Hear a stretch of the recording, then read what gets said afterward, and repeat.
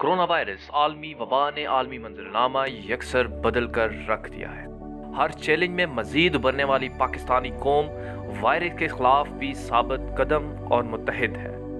National command and operation centre فعال اور ریڑھ کی ہڈی کا کردار ادا کر رہا ہے۔ کورونا وائرس نے عالمی منظرنامہ بدل دیا ہے۔ اللہ پاک کے فضل و کرم سے پاکستانی قوم کورونا وائرس کے خلاف بھی متحد ہو گئی ہے۔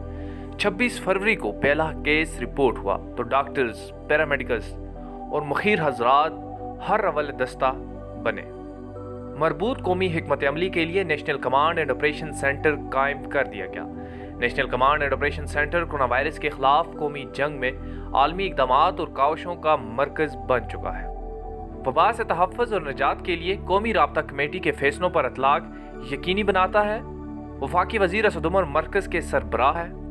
لیفٹیننٹ جنرل حمود الزمان خان چیف کوارڈینیٹر ہے، جبکہ وفاقی وزراء اور صوبائی حکومتیں بھی مرکز کا فعال حصہ ہے۔ قومی مرکز یومیہ انسانی اور ڈیجیٹل ذرائع سے دستیاب ڈیٹا ہر لمحہ خودکار انداز میں ڈیجیٹل ڈیش بورڈ پر آویزاں کرتا ہے۔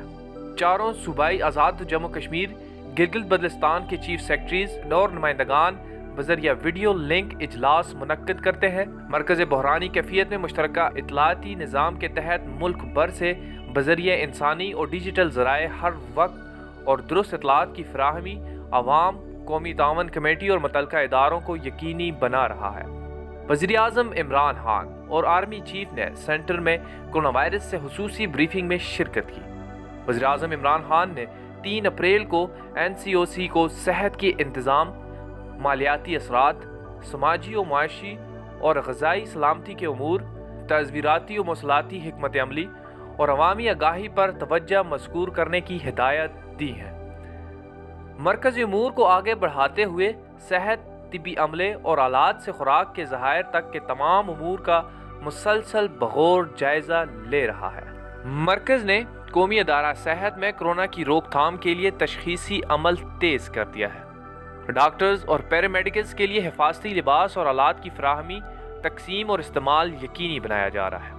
بلوچستان کو براہ راست طبی اور دیگر ہنگامی آلات فراہم کیے جائیں گے۔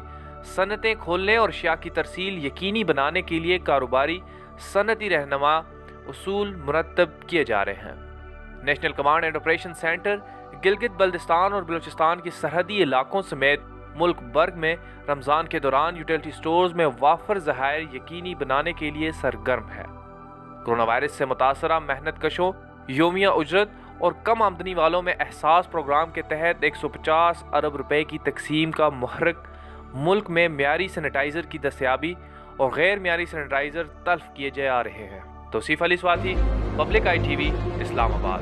تمام سٹیک ہولڈرز جو ہیں ان کو اپنی اپنی ذمہ داریاں ادا کرنے کے لیے ایک پلیٹ فارم مہیا کیا گیا ہے۔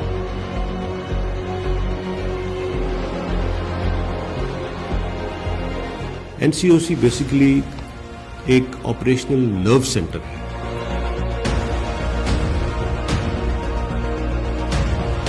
پوری نیشنل ایفرٹ کو سینرجائز اور آرٹیکولیٹ کرنے کے لیے استعمال ہوا ہے۔ بیماری کے پھیلاؤ کو روکنے میں یا اس میں کمی کرنے کے اندر ہمیں کامیابی ہو رہی ہے۔ اس سینٹر میں ہر انفارمیشن کو کولیٹ اور اینالائز کیا جاتا ہے۔